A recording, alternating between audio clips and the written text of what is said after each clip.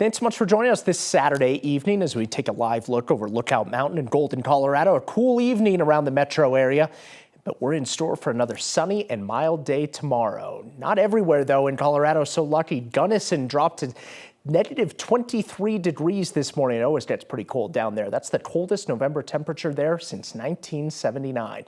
Want to get right over to 9 News Weather Impact Team meteorologist Lauren Robinson. And Lauren, it's beautiful out every day, and then it just gets cold. Remember those coats as you're stepping out. Right, especially if you're going to be out after sunset. But we just mentioned Gunnison's temperatures yesterday. They saw a high of just 2 degrees. That was their high. Right now, they're 2 below, while the rest of the state lingers mostly in the 30s. We're even seeing those teens and 20s right now in the high country. 37 right now at DIA. Most of the Front Range and Eastern Plains in the middle to upper 30s, low 40s. A bit chillier out in Lyman as well. 29 degrees there right now. As we monitor our live radar, we're still seeing this system move very slowly across the northeast. So behind it, we're still seeing the influence of that ridge of high pressure off to the west. Now, with the cloud cover that's coming in from the north, we are getting some very light snow showers in the very highest peaks. These were anticipated, though most of us will stay pretty dry as we go through the rest of our Saturday. So coming up in my full 7-day forecast, we're going to talk about some flooding concerns up in the high country. We have a sunny and mild day in store again for tomorrow and even warmer weather ahead. I'll have all of those details in my 7-day forecast. Lauren, thank you. A family in Aurora has a lot to be thankful for this weekend, even after a driver smashed into their home Sunday night. One small decision may have saved them from being seriously injured. 9 News reporter Evan Krugel shows us how. The decision to go grab some takeout can sometimes feel inconsequential. But 1 minute after Brian Gordillo and his girlfriend hopped in their car Sunday night, this happened. The car pretty much just skipped the sidewalk, ran through this corner of the house, and then rammed this truck all the way to the back of my room, destroying all these 3 walls.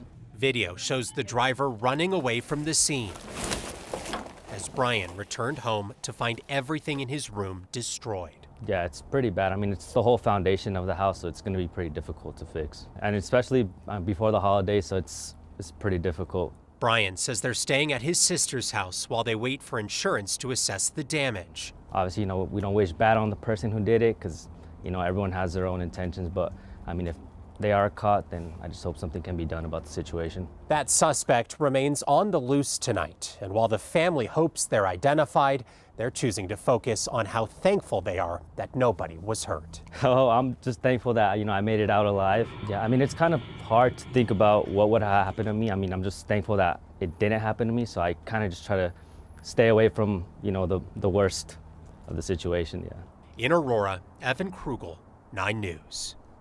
That video is absolutely wild. The family is raising money to make repairs to their home. You can find a link to donate on our website, 9news.com.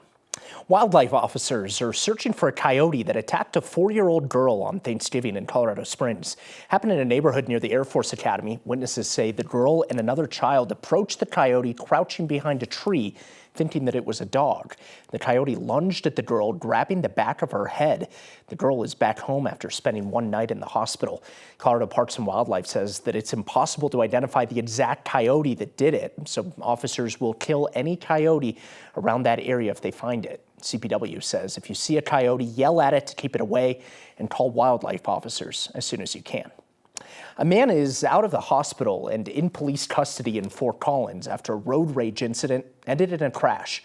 Fort Collins police say they got a call from someone around 11:30 last night saying that they were being followed by a man in a pickup truck. Police say they told the driver to call into the police station and meet officers outside. That's when they say the suspect rammed the caller from behind and kept following them. Once police found them, they took the suspect into custody after a short chase. Police say that after deputies found him, he rammed a deputy's patrol car at one point during that pursuit. The chase ended where the suspect crashed into a field. He was later taken to the hospital and released into custody after getting treated. He faces multiple felony charges, including attempted second-degree assault and driving under the influence.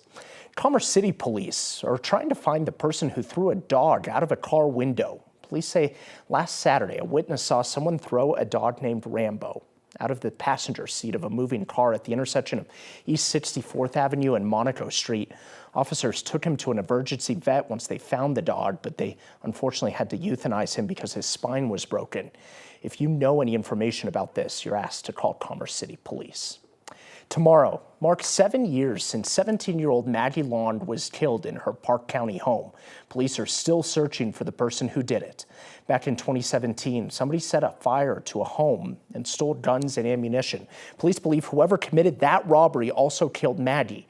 The unknown suspects have managed to elude investigators for years now, despite their efforts, which have included a hotline, flyers, and now a $75,000 reward. The Long family has been waiting for information for the last 6 years, and the case has now stalled. The Maggie Long hotline remains active, and the Colorado Bureau of Investigation is still offering that $75,000 reward.